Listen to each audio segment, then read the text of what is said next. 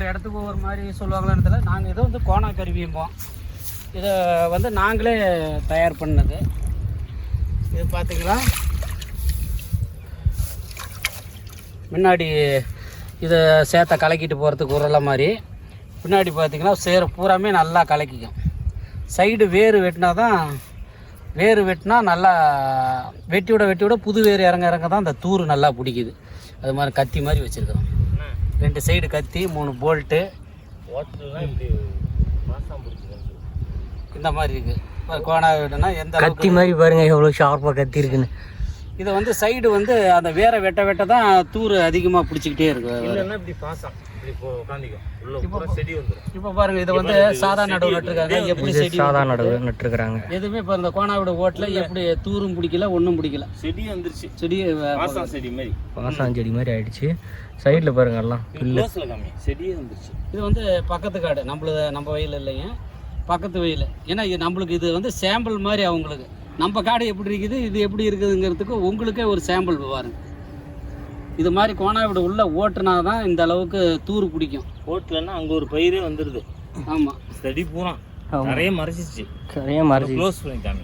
க்ளோஸில் காமி அந்த பாசம் பேர் செடியாகவே இருக்குது. செடியாகவே பாசம் உள்ள பாருங்க. பாசம் எவ்வளோ இருக்குதுன்றது பாசம் செடி ஏற்றவே இருக்குது பாருங்க. பாசானே இல்லை, செடியே தண்ணிக்குள்ளே எப்படி இருக்குது பாருங்க. தண்ணி தரையை பூரா மறைச்சிருச்சு. தரையை ஃபுல்லாக மறைச்சி எப்படி இருக்குது பாருங்கதா.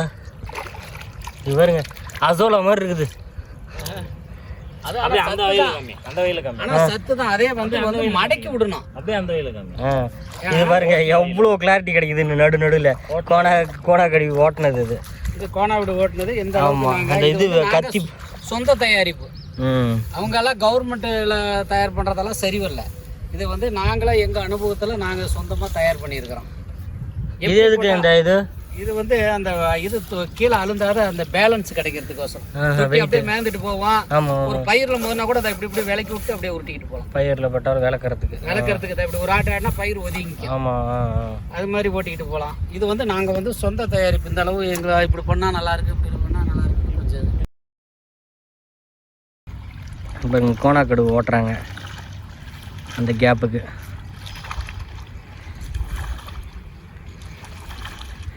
ஃப்ரண்ட்டு ஒரு ப்ரெஷ் பண்ணிட்டு ஒரு தடவை முன்னாடி தள்ளிட்டு ரிவேர்ஸ் லைட்டாக இழுத்துட்டு திரும்பி ஒரு ஃபோர்ஸுக்கு.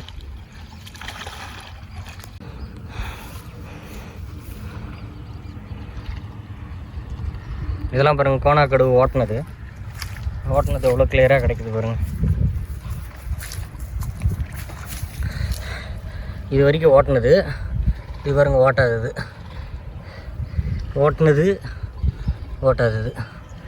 அவரை ஓட்டு வர்றாருப்பா. அந்த நடுவில் அந்த டேங்க் மாதிரி இருந்துச்சுங்களா முன்னாடி, அது அந்த பயிரை நவத்தரத்துக்கு.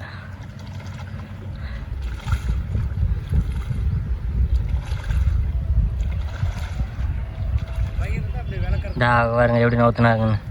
அந்த மாதிரி நவுத்திக்கிட்டு நம்ம வந்துடலாம்.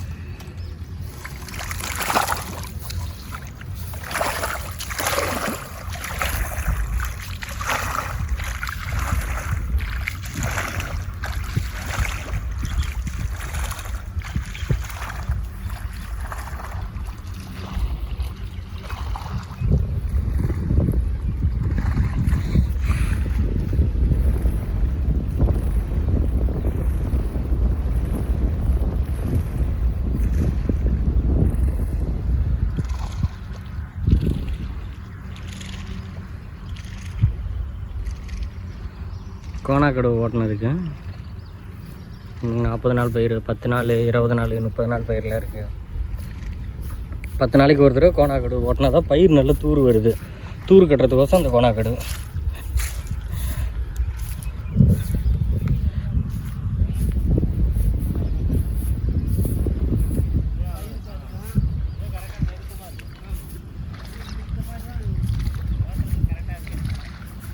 இந்த மாதிரி இந்த கேப் போட்டு நீங்கள் நட்டிங்கன்னா தான் ஓட்டுறதுக்கு பாருங்க கரெக்டாக இருக்குது.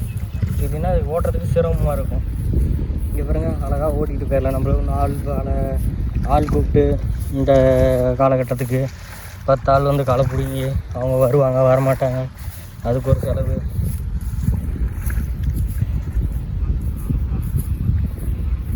நீங்களே அப்படியே காட்டையும் பார்த்த மாதிரி சுற்றி பார்த்த மாதிரி ஆகிடும், ஓட்டின மாதிரி ஆகிடும்.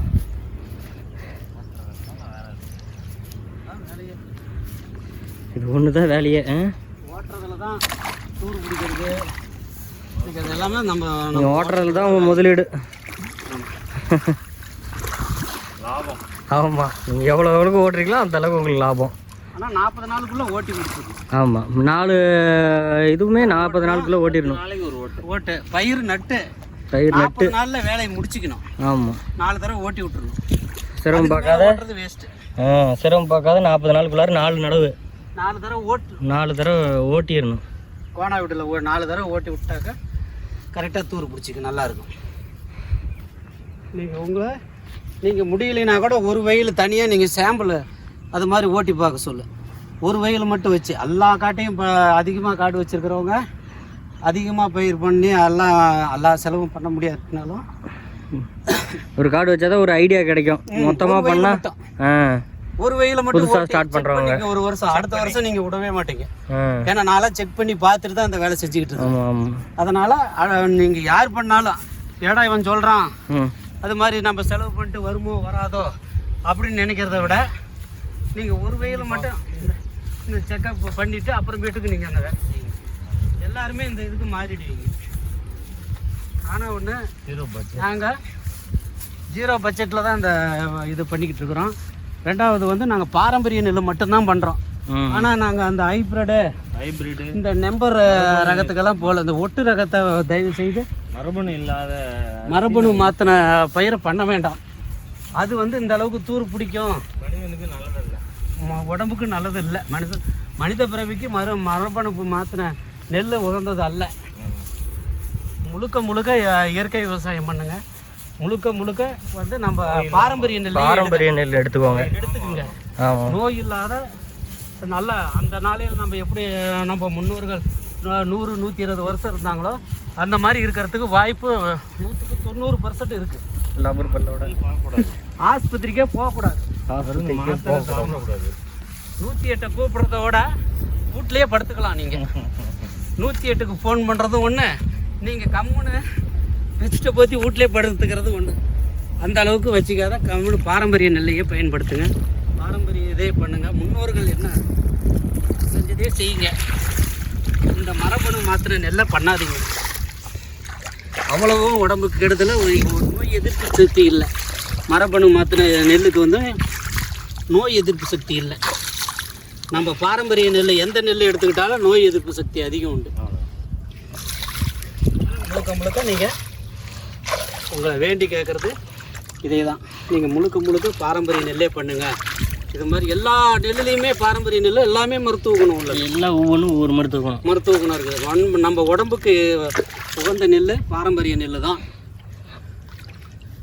அதனால் எப்பயுமே பாரம்பரிய நெல் பண்ணுங்கள். இப்போ பாருங்கள் பக்கத்தில் போட்டு பயிர் பண்ணிருக்கிறாரு பாருங்கள். இவர் வந்து வித்தியாசமாக பண்ணார். நாற்று பிடுங்கும் போதே உரம் போட்டு பிடுங்கினாரு. நாற்றுலே பயிர் மருந்து அடிச்சுட்டு நட்டார். நாற்று ஆமாம், இவ்வளோ பெரிய காடுக்கு அடிக்கணுன்ட்டு நாற்று கம்மியாக இருக்கட்டு நாற்றுல அடிச்சுட்டு இங்கே பாருங்க மண் எந்த அளவுக்கு கெட்டு போயிடுச்சுன்னு. கெட்டு போணுச்சுன்னா தான் இந்த கருப்பாக வர்றது. எந்த அளவுக்கு மோசமாக இருக்குது. எந்த அளவுக்கு இதில் வந்து இவர் இந்த 10 மருந்து அடிச்சிட்டாரு. 10 மருந்து அடிச்சு வர்றதுக்கே 10 மருந்து படிச்சிருக்கிறாரு. எவ்வளோ சொல்லியும் கேட்கல. நான் பக்கத்தில் பண்ணுறேன். இப்போ ஐயோ ஒன்று மாதிரி பண்ணியிருந்தா பரவாயில்லன்னு இப்போ வந்து இது பண்ணிக்கிட்டு இருக்கிறான். அந்த அளவுக்கு இருக்க 10 மருந்து அடிச்சிட்டான். இது இந்த 1 ஏக்கராவுக்கு இப்போ 10. அந்த புழு சாவறதுக்கு ஏதோ கொட்டினாரு. என்னது கரையான் அடிக்கூடாதுன்னு? என்னது இல்லைப்பா, இந்த எலிக்கு மண்ணுன்னு ஒன்றுச்சுன்னா உள்ள போட்டுவோமே. இல்லை கொரோனா கொட்டி ஏர்த்துவோம் மண். அந்த இது மண்புழு. ஆமாம், மண்ணின் நண்பனே வந்து மண்புழு தான். அதே கொல்றதுக்கு அந்த மருந்து போட்டு போட்டு அப்புறம் எப்படி கொரோனா மருந்து வரும்?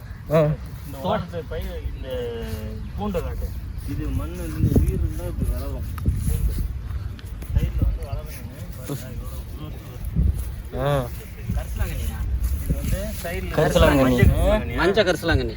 மஞ்சள் கரிசலாங்கண்ணி.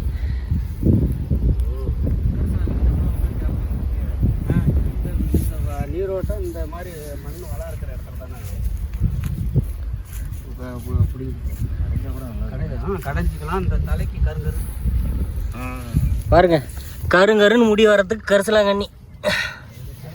இயற்கை உரம் பண்ணிங்கன்னா அதில் சைடில் அதுவே வரும். நீங்கள் இதுக்கு விதையே போட தேவையில்ல போடுறது. காடு ஃபுல்லாக இருக்குது. உரம் போட்டிங்கன்னா இது வராதான். செயற்கை பண்ணுற இடத்துல தான் மருந்து அடித்து வரப்பே மருந்து அடித்து வச்சுருக்காங்க. மருந்து களைக்கொல்லி அடிச்சு வச்சிடுறாங்க. அந்த வரப்புல பில்லு பூண்டு கூட முளைக்க மாட்டேன். கருப்பாயிருது மண் கருப்பாயிருது. மாடு இருந்தீங்கன்னா மாடு நீங்கள் அந்த மருந்து அடித்ததில் தான் மேய்க்கணும். மாட்டுக்கே தீனி இல்லாமல் வரப்பில் மேய்ப்பீங்க. அந்த வரப்பில் மருந்து அடிச்சிட்டிங்கன்னா மாடு திங்கும், அது பாலாக வரும். ஓட்டியாச்சுண்ணா, எவ்வளோ கேப். இது 2 வயது ஓட்டியாச்சு. இப்போ இந்த கருப்பு கவனி ஓட்டினா சரியாகும். 3 3 இன்னும் 1 இருக்கு. பாருங்க சொரக்கா எடுங்க இருக்குண்ணா. அது கத்தி இருந்து எடுக்கணும்ண்ணா. பெருசுண்ணா எடுக்கணுமா? பெருசுண்ணா. இதுக்கு மேலே தான் கீழே மேலே ஒரே சைஸ் வந்துருச்சு. படிச்சிடலாமா? வச்சிடலாமா? அது அங்கே ஒடிக்க முடியாதுண்ணா, அங்கே தான் ஒடிக்கணும். எல்லா சரமும் உடைச்சி எடுத்துட்டு